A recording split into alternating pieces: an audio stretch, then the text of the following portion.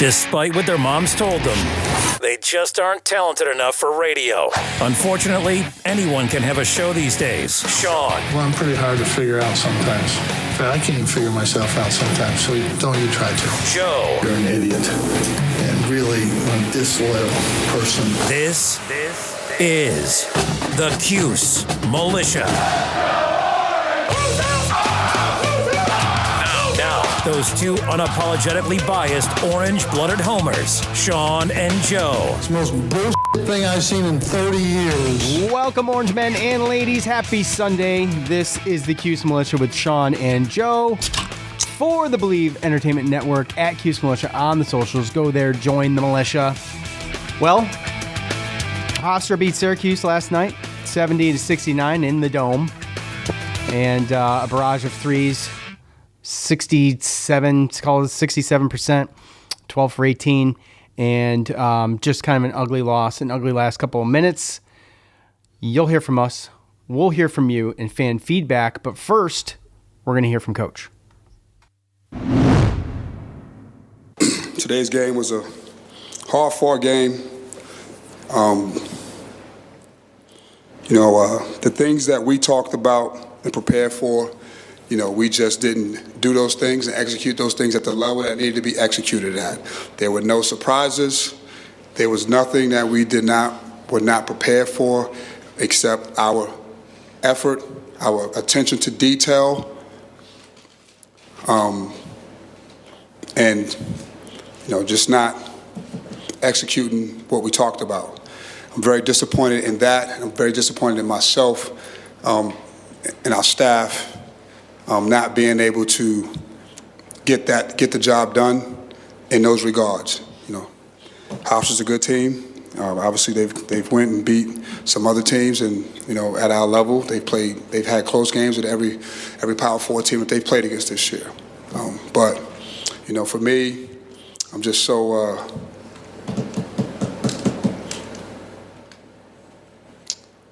Just disappointed in the level 5 effort and attention to detail, and being able to get that across to our guys for them to understand what was going on. Questions? Right, when you say the attention to detail, what was missed there? What didn't you see that you needed to? We don't help out on the ball side.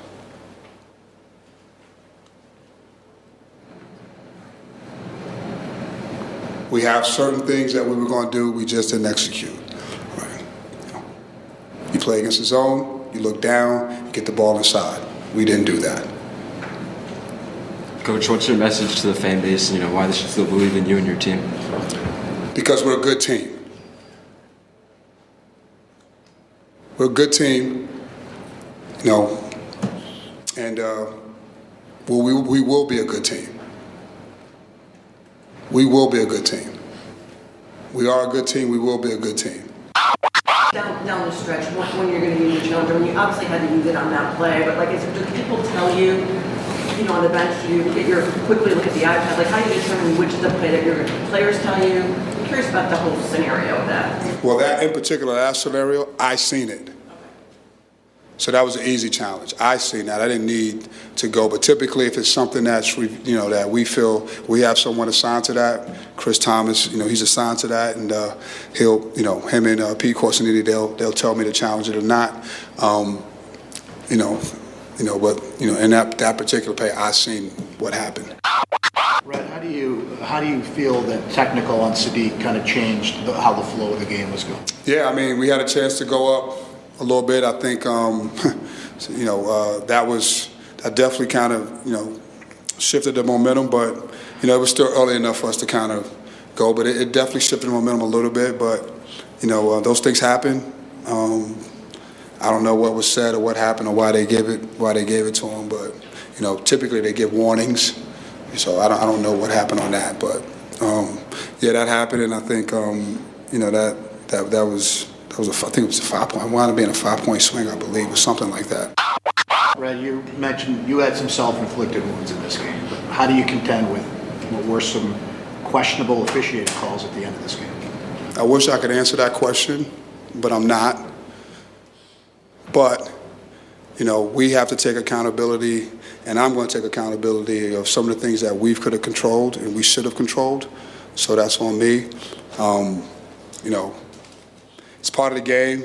It's unfortunate. We've been in a couple of those this year, and we just came out on the wrong end of them.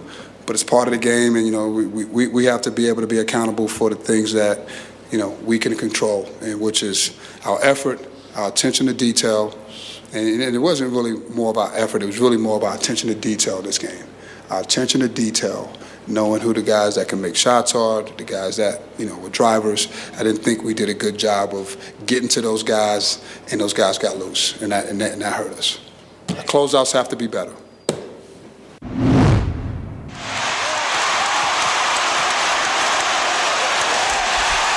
It's time to hear from you, the loudmouths from the Loud House. Is it that time of the show already? It is. It's that time of the show already. We're going to skip right to fan feedback. That way we don't get too repetitive on a game that was extremely frustrating. A good matchup, but extremely frustrating to watch. I will start with, and by the way, we'll say all the things we need to say before everything's out. So the one thing I guess I think I'll say is I think Hofstra is probably a pretty decent team. I mean, they beat Pitt. I don't know how great Pitt is this year. It doesn't make it any better, but it's not the end of the world. Still very early. So there's a lot of games left to make up for this loss. And we'll talk about all of it, the good, the bad, and the ugly. I did ask for thoughts on the game, and it's kind of about what I thought it might be as I kind of cruised through it a little bit during the montage. So we'll just go ahead and start with @Joe'sMom44. Nice to see JJ hit some shots in the first half. We probably should have been on the foul line on that last drive by Anthony. How is that not a foul? If we lose another game like this, does this mean we can get rid of Coach Red? All right. The foul, I didn't think this would come up this quick, but it did. The foul on Kyan Anthony was egregiously obvious. So, yeah, how he didn't end up on the line is beyond me. Just crucial mistakes leading up to the end of this game, one of which was the inbounds pass by Hofstra that didn't touch anybody. And you heard Coach, that's the challenge he was talking about, was that the reason he challenged that was because he saw it, not because the players said anything or anyone else said anything, but he saw it with his own eyes. Yeah. So when you look at, they kept showing this up close shot of this from behind the hoop in the out of bounds area. And you can't see anything from that really. But when you go to the other angle that they were showing, you see that the ball never changes trajectory. The spin on the ball never changes. It stays very consistent. It's very obvious to me that that ball was not touched. So, okay, they missed that call, right, Joe? So they get the inbounds pass again, and we get possession. Mm-hmm. So great job by Syracuse, back-to-back inbounds. 5 second. Yeah, 5-second violation. Great job by Syracuse to create disruption on that late in the game and to stay focused. And they executed as good as they could. Unfortunately, it wasn't meant to be. So, just your opinion. I think we're all on the same page. But like when you talk about something that's that obvious, in my opinion, and that could be probably the worst last sequence of a game we see all year. Well, let's hope so. Anyway. Yeah. Right. So if we deal with that again, there's a problem. I haven't even talked to my dad yet, but I can already hear him now saying that. See, I told you that we don't get the calls when we're at home. When we play away, the home team gets the calls, but we don't. That's his little rant that I'm probably going to have to hear later. But that's a very old school, but relevant rant, because we talk about that a lot in football. Yeah. So and I just think that you can always point back to calls. There's going to be missed calls, bad calls, things like that. There's going to be makeup calls.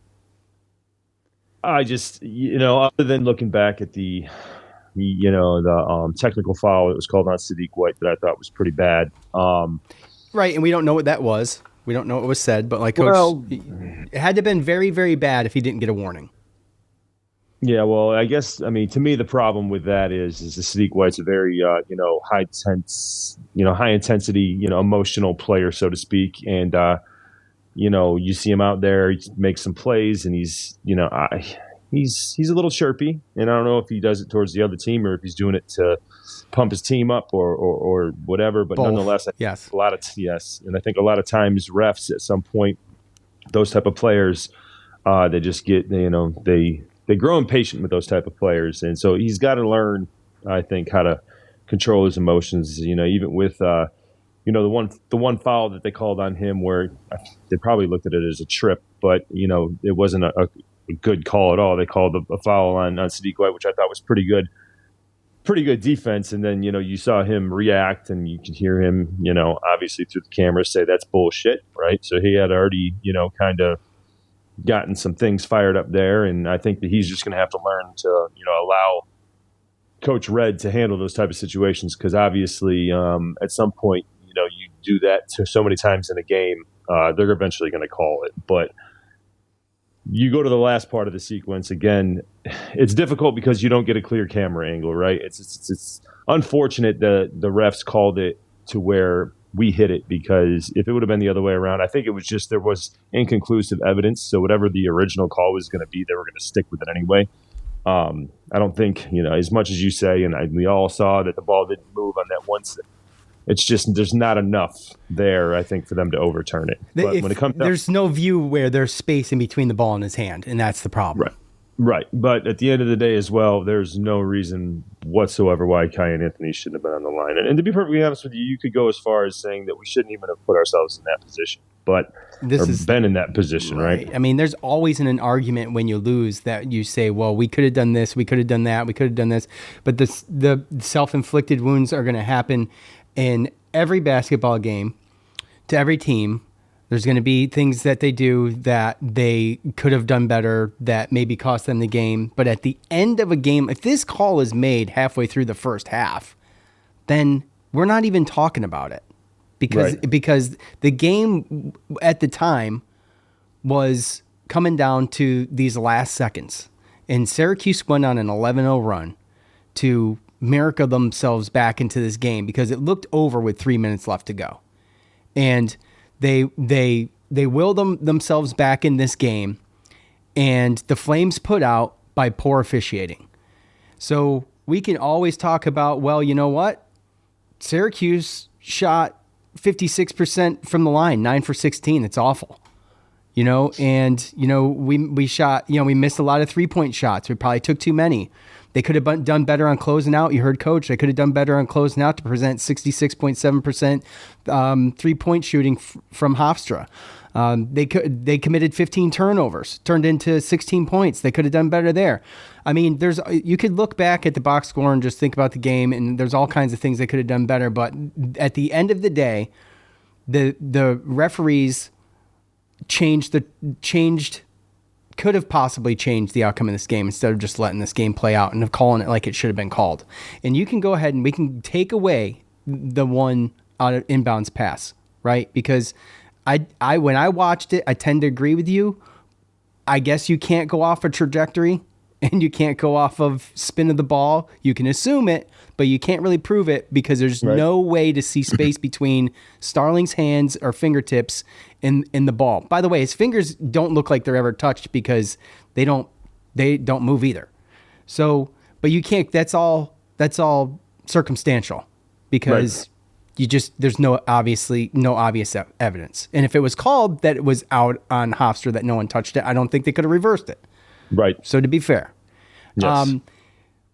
With that said, it came down to being down by 1 point and putting Cuse Anthony on the line. That's what it came down to. And the refs took that away from Syracuse. And I think it's egregious. I think that, we never know what kind of consequences these officials face, but there was an official right there on the end line. Right there. Yep. So that's why I think it's egregious. Like to just let them play all of a sudden and at that point in the game it's BS. Yeah. And realistically, too, there's only one of two things there, right? And it's either he gets the ball, in which obviously it's a tie-up, or he hits the ball out of, Cayenne Anthony's hands, and the ball goes straight down. Or he grabs his arm, and then with Cayenne trying to rip through and still try to get a shot off, the ball goes flying out of bounds like the way that it did. I mean, even the way that the ball left, Cayenne's hands, you could tell that was a foul. That was an all ball. So yeah, if you look at his body in the air too, you could tell his arm was pulled. Right. So, yeah. So again, it's unfortunate. We shouldn't have put ourselves in that position, but Hofstra, I mean, they played a pretty good game, man. They did. They played a good game. They did. And, Syracuse left 7 free points on the court. And they're 361st in the nation in foul shot percentage, which is the absolute worst in the country at 361. I mean, you're never going to win close games if you don't hit your foul shots. I mean, it's unbelievable. They do such a good job of getting to the line, but yet they can't freaking hit their foul shots. It's like, and you know what? You know what's crazy too? Towards the end of this game, Will Kyle goes to the line with the absolute worst free throw shooting form I've ever seen from a Syracuse player. It could be beyond that. And he nails 2 of them. Clutch. This game wouldn't have been close without Will Kyle. Not even close. He was the biggest part of that 11-0 run at the end of the game to get themselves back in this. That dude was everywhere. Both sides of the ball. And, he goes and does his part, hits 2 free throws. And it's just, I don't get that pissed off that much. I mean, I get over it way quicker. A game like this would have ruined my night a few years ago. Right. You know what I'm saying? Right. It would have ruined my night. But it didn't. It is what it is. But still, I was pretty upset. And Will Kyle, hats off to him. I mean, just an absolute force out there. And to do what he did in those last few minutes to keep this team in it doesn't go unnoticed because of a 1-point loss. So let's see. What else do we got? That was one comment. Let's see. Let's see if we're 20 minutes into this thing. At Coming Soon 62, can't win without shooters and rebounders. Actually, I feel like, were we +5 on the rebounds? Yeah, we were. Yeah. So it didn't look like it. It did not look like it. We were +7, I believe, actually. Yeah. So, it didn't look like it. But they actually won that battle. And I just ask that our team win that battle, not necessarily blow the doors off of it, which would be great. But if you win that battle, that's going to put you in a good spot. And the shooting is like it's been for as long as I can remember.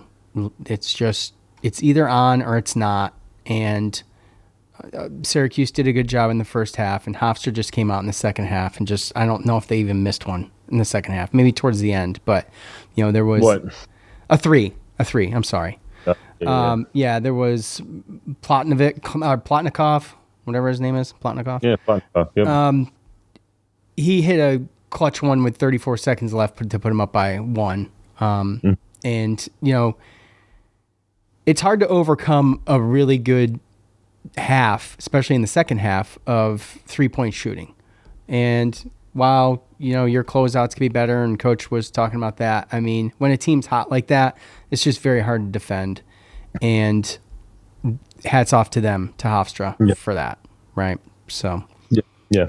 So let me, on Facebook, I got a couple here that go with some of what we've already talked about. Okay.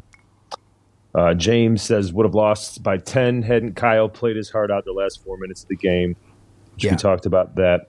Ted says, thanks for everything you do and happy holidays to both of you. Hofstra is a legit team. However, if you are a tournament team, you need to put this team away. Mm-hmm.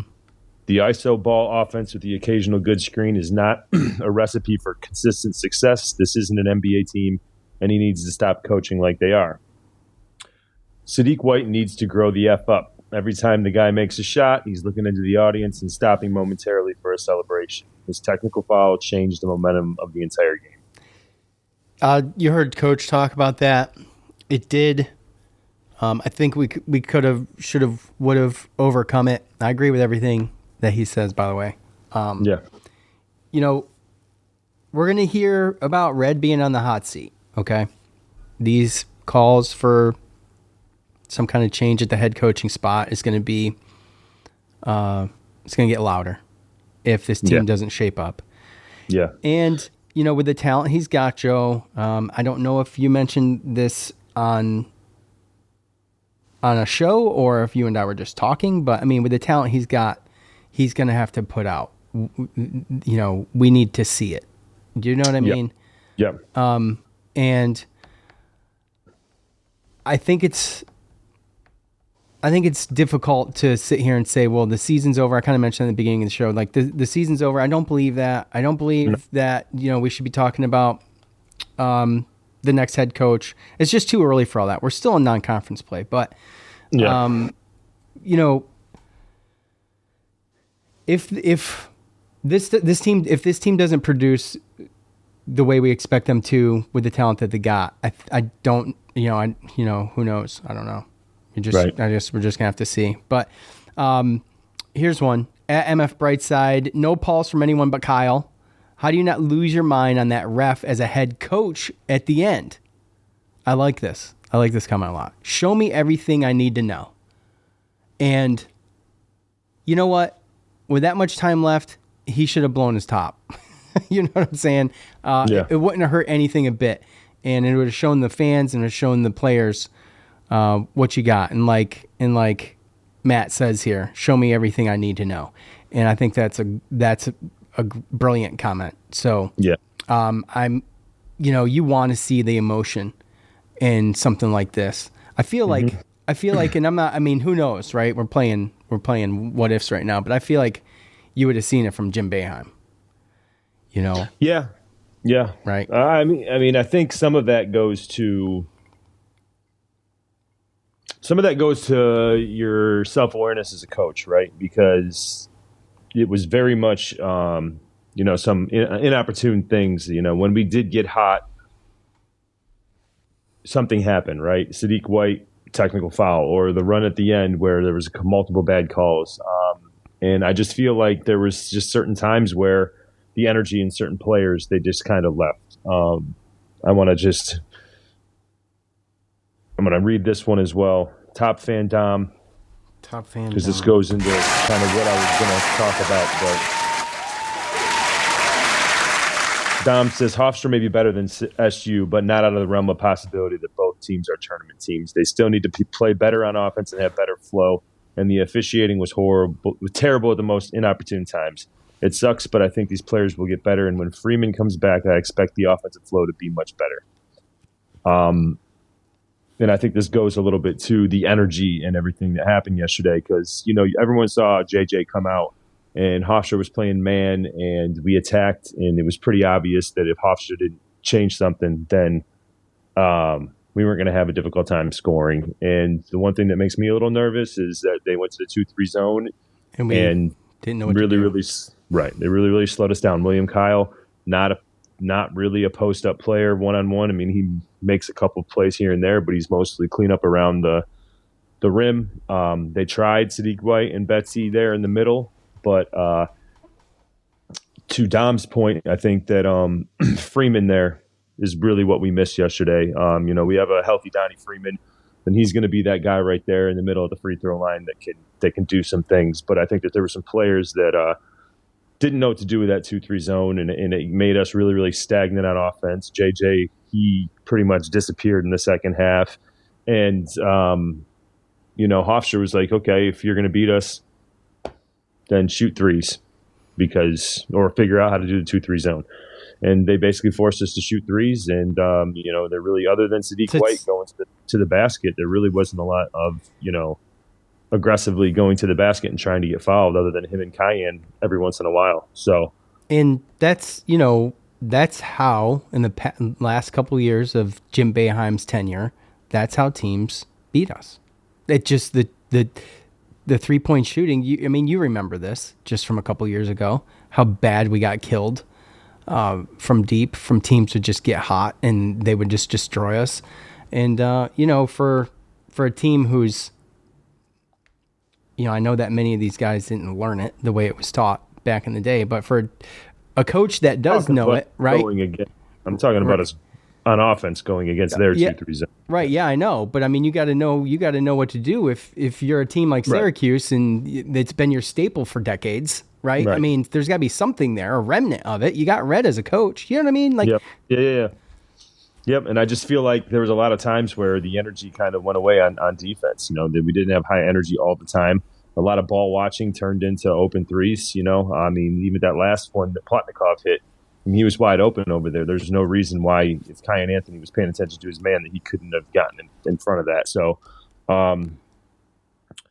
when you are playing against a team like that, you can a decent mid-major team, I mean, Colonial Athletic Conference, the winner of that conference is going to be, 13, 14 seed with a chance to get an upset in the NCAA tournament, right? And I mean, they shot 12-12 from the free throw line, 67% from the three. I mean, it was just one of their better guards. He got in foul trouble early, and then another guy came in, Jaden Roberts, and he's went 4 or 5 and hit 11 points. Like, they were just, teams aren't going to hit 67% against you. So Hofstra just played out of their minds, and we couldn't figure out how to beat that 2-3 zone. And also, you're down one of your best players. Sometimes, the coach has got to be the one to get fired up and get you going. And to me, I don't know. I would have liked to have seen. Yeah. Back to Matt's comment, right? Like it didn't have to happen at the end of the game. It needs to be a constant throughout the game, especially when your team's pulling a comeback like that. Like get up there, make some noise. That's these kids thrive off of that. It's just and that goes to another. I mean, I looked at 13,000 people there on a Saturday afternoon. I mean, okay. I know after a win against the 13th Tennessee, and I know it was snowing, and I know I don't think the students are up there, right? So they're not. No, they're not. So I mean, it's just one of those things where you run into like just a perfect storm. I mean, you got to think about what Hofstra did yesterday, and we still got to the point where we were right there in the game on a day where we weren't on our A game. I think that was probably one of the worst games I've seen Nate George play as a Syracuse Orange, and he ended up getting stitches in his mouth. I heard too from coach. That was Nate King. Oh, I'm sorry. You're right. Yes. Yeah, and that was friendly fire. Yeah, it was friendly fire. He got hit pretty good. Yeah, but Nate George, he played 22 minutes, had no points, did have 6 assists, but again, it's just it was like we had nothing for that Hofstra zone. And I think that yesterday was one of those days where you really missed Donnie Freeman. Yeah, I mean, at some point in time, I hope and pray that Donnie Freeman's going to be able to stay healthy, because he's been out more than he's been in at this point. Yeah, and he's a difference maker. And then there's the whole, Joe, coming back from an injury and not playing and getting the reps. I mean, there's some time that you need to build yourself back up to where you were before you got injured. So it's not just the injury and getting back on the court; it's getting everything else under your legs too. So, yeah, I mean, it's just difficult, and I hope that we need him. I think we can go through the rest of these non-conference games without him, but it would be nice to get him back so he can play in these games and get back to where he needs to be when it comes time to play Clemson. Mm-hmm. Hold on. Let's do this. At EJ625464, pissed away the Tennessee win. Well, I don't know if that's entirely true. I mean, that's still like this whole having wins to hang your hat on type thing. I'm kind of over unless you do something else with it before the end of the year, right? Mm-hmm. So beating Tennessee, if that's our highlight of the year, that's garbage. So we had 9 days off, so there was probably movement already on here, but I think, Joe, we were 70 third or something. What were we in the net after the Tennessee win? Oh, God. I can't remember. It was like high 60s, low 70s, something like that. But That's 3. What's that? Thought it was like 73 or something like that. That's kind of what I remember. Something like that. We're 92nd now. So some of that's having 9 days off. The other part of that, obviously, is Hofstra. Do you know where Hofstra is after their win against Syracuse? 104? No, 91st. We're 92nd. Okay. So, there's time left. Once you reach triple digits in this net, it's going to be extremely hard to build yourself back up. It's going to be the same thing we did last year, and battling back from bad losses is not easy. So they're going, I guess my point is that they are going to have to win. They're going to have to win and beat some difficult teams. Tennessee better not be the only thing we hang our hat on, because if that's going to be the case, then we're done. Yeah, well, also, too, I mean, part of it is that right now this Hofstra game is looked at as a quad 3 game. So, I mean, we can only hope that Hofstra rises, and which they might, but makes it a quad 2 game at some point. I don't know how high they got to go to get there, but yeah, I mean, again, this is just, if you want to make the tournament, and this is a game that you want to have. They beat Pittsburgh by 7. All of their 4 losses are within 10 points. Yeah. And so they've played everybody tight, and they beat a Bucknell, I don't know, LaSalle, no idea. Pittsburgh. Well, again, is a big one, but. And again, this is unfortunately, going to be the gripe of a lot of, and I'm going to just roll through a couple here. There's a bunch of top fans, but this kind of goes back to, like you said, the coaching and the pedigree and all that stuff. Let's see, top fan Andrew.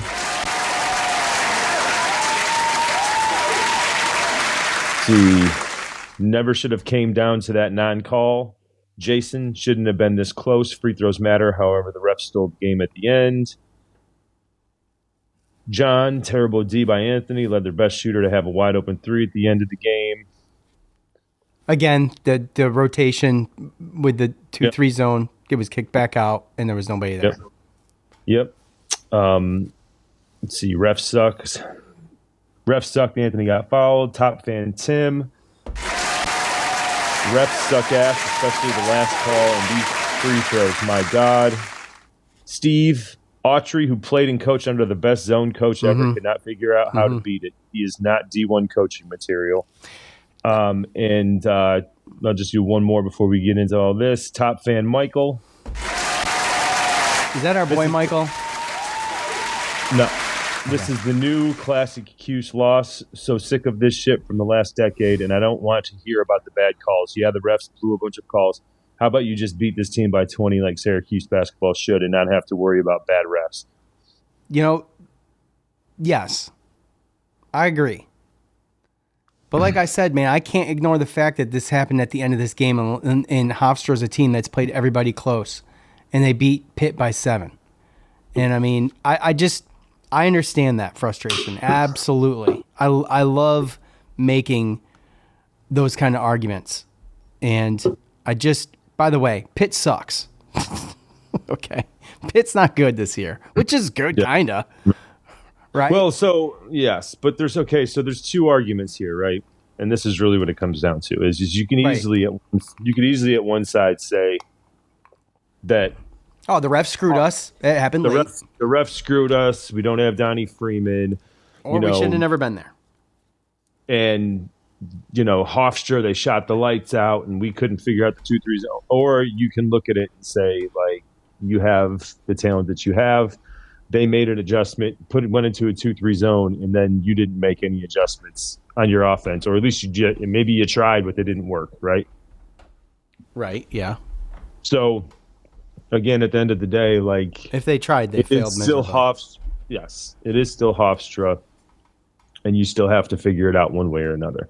But at the same time, how do you blame the Hofstra? I mean, Hofstra, they made some shots, they made some 3-pointers, like, again, 100% from the free throw line, and they made some three-pointers with hands in their face, too. I mean, they did obviously have some open ones, but there was other ones where there was hands in the face, and they just weren't missing.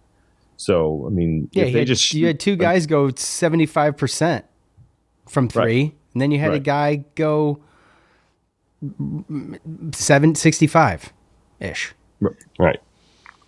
So 66. Right. So if they even shoot 50%, we still win that game by 5, right? Like, it's just you have to figure out a way to win that game if your bet is basically what I'm saying. Like, right. And if you really want to talk about it, I mean, their 3-point shooting versus our 3-point shooting, along with the free throws and the turnovers at bad times. I mean, there's all kinds of ways they shot themselves in the foot. There is.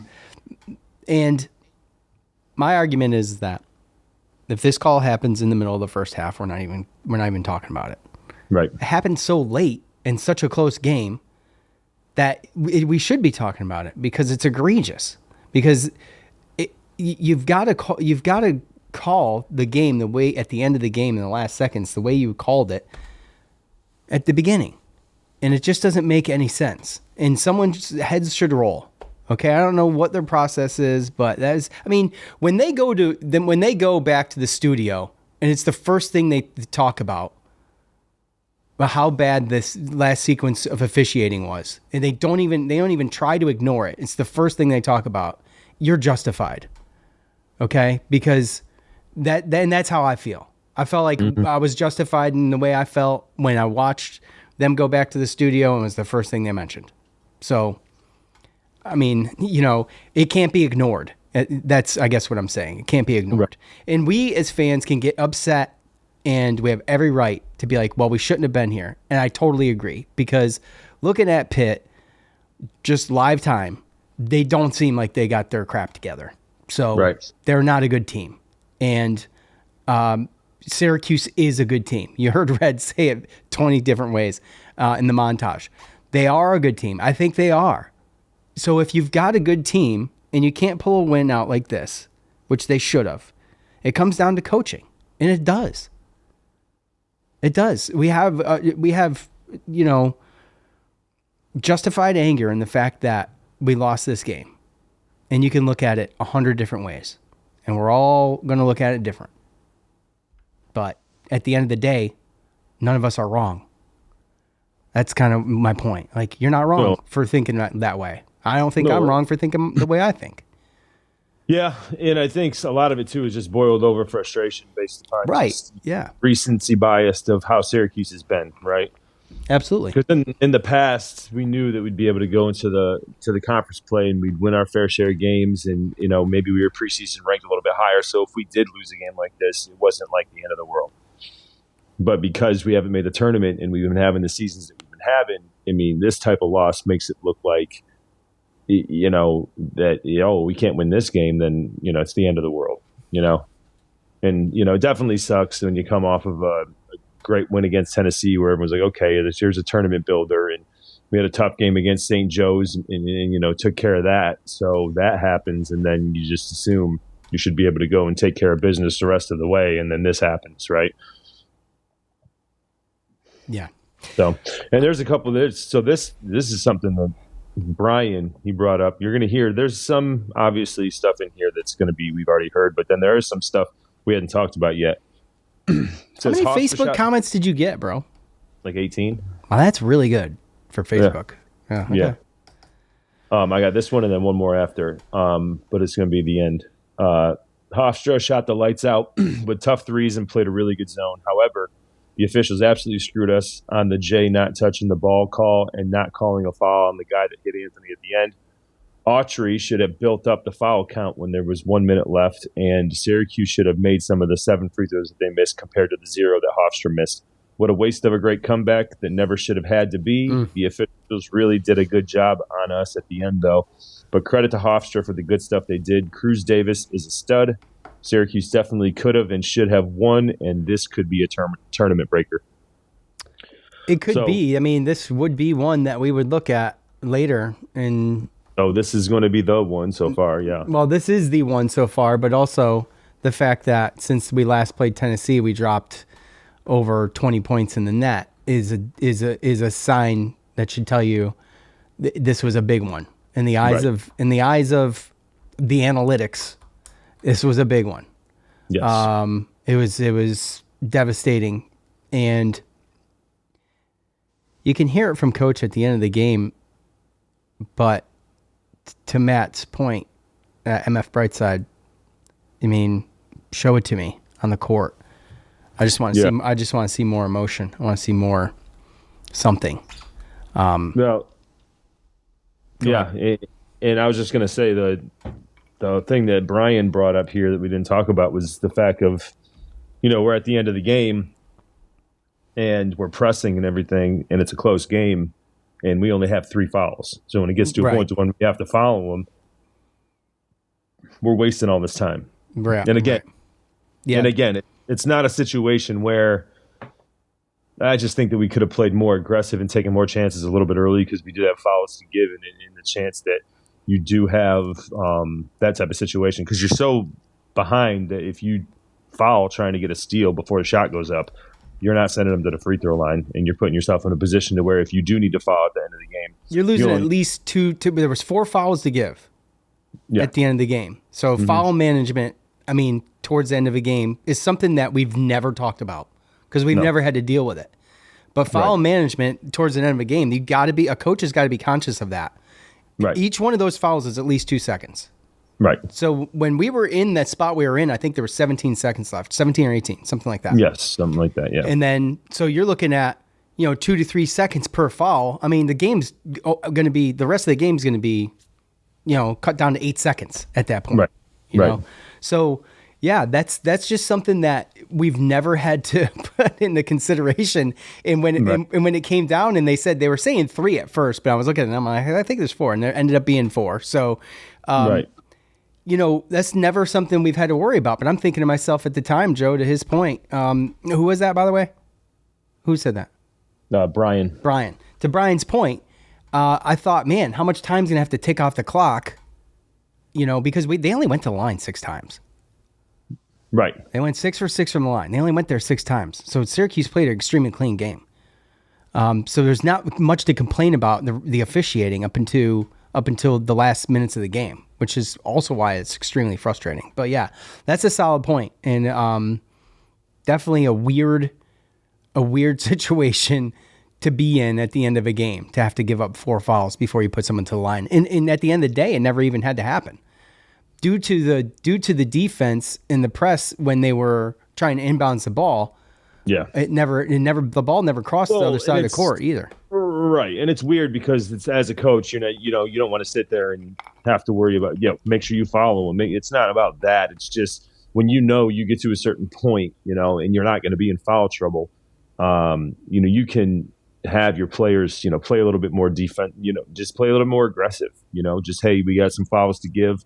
Don't be afraid to go for that steal. Don't be afraid. Right. Obviously you don't follow them to get an and one or anything, but play a little bit more aggressive, because you do have some of those fouls to give. But obviously that's something that sometimes isn't in a coach's mind. I mean, especially Adrian Autry. Like, to me, that is something that, like, a bench coach or something like that should be kind of keeping track of. Yeah. Definitely. And then, like I said, it's not like there's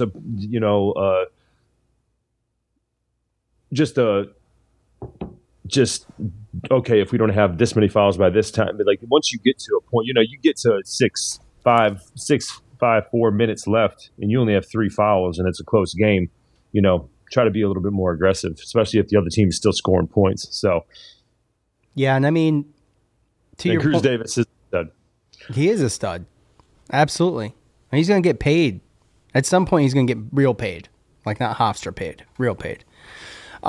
There's a bunch here. I can try, man. I can try. You had a lot of really good ones. Facebook, I think, wins the battle today, even though Matt showed up for Twitter. At Joe Catskill, missed free throws and problems defending the 3 were problems. Another chance to learn. Kyle is a beast. There's no quit in him. Yeah, absolutely. Without Kyle, this game, we wouldn't even be talking about officiating. So, at Drew Cuse, after the Houston game, I said, I trust everyone on this team. I have no faith in Autry to guide them through. If they do anything this season, it's in spite of him. He's got to go. I think we're not, I mean, for me, I'm not even going to humor that right now. I understand the frustration, but you know how Joe and I both feel about that, especially this early in the season. Yeah. At the BS. Now, more calls for Autry. More calls for Autry. Mm-hmm. Did you get that too? At Some, not a lot. let's just call him Robert. Embarrassing, and why can't they recruit shooters? And the vaunted defense from early in the season. Well, that's a solid point. They got confused, like you said, Joe. They just didn't know what to do with the zone. They didn't look organized. That was a problem, a glaring problem. And the broadcasters mentioned it too. And let's not forget free throws. At least 2 games lost due to the inability to hit at least 65%. I mean, it's true. Left 7 points out there. At Zach McIntish, Notre Dame is pretty smart not to join this god-awful conference. Zach, real quick, Notre Dame is in the ACC in basketball. Let's just say GLM. History can shoot the lights out. We just need to go 11-16 at the line to win. Ted's missed 2 calls at the end where we could have won or gone to OT. We miss Freeman's scoring. At D-Bone75, the officiating called a bad game, but Red and the staff lost the game. The offense was absolutely stagnant. Watching this game tonight was like watching the team under the previous coach. That's a tough one. Program is dead. So yeah, more calls for Red. But yeah, so like I said, I think we can make it through. I'm hoping the rest of the non-conference, like you put a Tennessee, like we talked about, this Tennessee win is going to do something to this team. It's going to put something in this team. It's going to instill confidence in this team. It's going to could be the catalyst that brings them into conference play, that just really lights that fire under their ass, right? We talked about all that. You could say all of those things with this loss. You could say all of the same things, because everybody, every player, every coach that went into that locker room at the end of that game, and I'll go against my own argument, despite the officiating, knows that they should have, would have, could have done a lot better. And I think practice for the next week should be defending our, defending or playing offense against the zone, and also not just that, but, and coach talked about trying to get the ball down low. You talked about it. Right? Go in, get fouled. I mean, at the end of the day, just go up and get fouled. But between that and free throw shooting, it's a problem. And I don't know, man. I didn't lose a lot of faith in this team after this game. I did, however, lose a little bit of faith in the coaching. I don't think anybody needs to be fired over it, but I'm just saying that I feel like we shouldn't have been there. But at the end of the day, for me, to lose this game on a couple of bad calls, let's just call it one bad call, I think is too bad. And like I said, I'll say it again, I think it's egregious. So that's that for me. Yeah. So Syracuse plays Mercyhurst Wednesday this week, the 17th, and then they'll play Northeastern Saturday at 4. So we should be back here a week from today. Hopefully we talk about a couple of wins and we just wrap up. But usually when we go 2 games without coming here, we will focus on the Mercyhurst game. Real quick, 2 things from me before we wrap things up. The St. Joseph's game was already too close for me coming into this game against Hofstra, Joe. If anything, you want to talk about a game, you should have blown someone out. In my opinion, it should have been St. Joseph's. So, Yep. If St. Joseph's shot the percentage from 3 that Hofstra did, they would have beat us. So, right. But again, what did we do from the free throw line there? Let's just look real quick, because I know it couldn't have been great. Yeah, 54%. So 15 for 28. You get to the freaking free throw line 28 times and you hit 15 of them. That just makes me want to vomit. You know what I'm saying? Like, that kept them in the game. Yeah. Couple shots here and there. They shot 19% from the 3-point line, St. Joe's. So. Right. So, I mean, look, we want to talk about this Hofstra loss. I think you could look and take more out of Syracuse. Shoulda, woulda, coulda put St. Joseph's away a whole lot earlier than we're talking about, in this Hofstra game. So, that being said, I just a couple of bad games. I mean, the St. Joseph's game, although it be a win, not that great. And we focus on the latest game, and that was Hofstra, but I figured I'd mention that. The other thing is after the Syracuse game, I watched Kansas NC State. Did you watch that? Yes.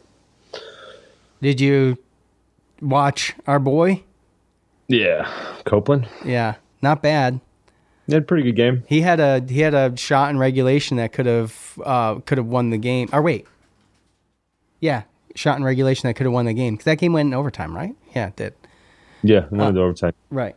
So he missed game winner. Yeah. Right. So, but, I mean, St. Joe's, I think we handled it. We had control of the game. It just should have been more, like you said. I think Hofstra was a different story. I think going into this last 5-game stretch after Tennessee, Hofstra, to me, they looked like the best team we were going to play, and they obviously proved to be. They're in the top 100 in the net.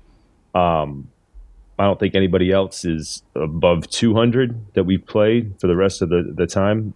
So Mercyhurst and Stonehill are in the 300s. I think Northeastern is low 200s. So if we lose one of these next 3, then you really want to talk about Joe. Yeah.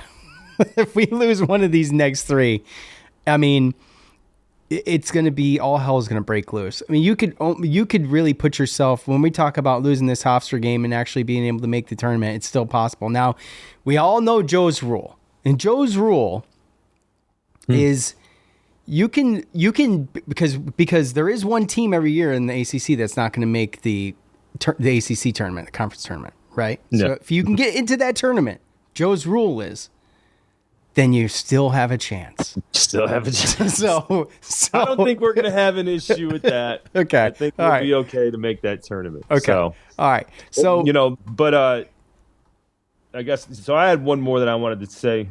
Top fan, Andy. Okay. Yes. Andy. Yeah. I'm best. He's usually football, right? Right. Yeah. I don't even know. Is he a Syracuse basketball fan, or is he? We hear a lot about him mostly in football, I feel like. Football, and then we got a lot of the football crowd and the basketball crowd definitely in the comment section every year. Yeah. Yeah. So this might give us a little bit of a sneak peek into what he thinks, but he says, "I'll wait for next year's football season before I ever watch a Syracuse basketball game." He said, "We already know you'll just be disappointed." Oh, damn. Yeah. I don't know how witty this guy is in person, but he sure does bring it in the comment section. So we appreciate that a lot. Yeah, absolutely. Okay. Well, look, we will be back here next Sunday. I hope you will too. Hang in there. Keep your heads up. It's not the end of the world. It's not great, but it's not the end of the world. So just hang in there. We'll be back. You'll be back, hopefully. For Joe, I'm Sean. We're out.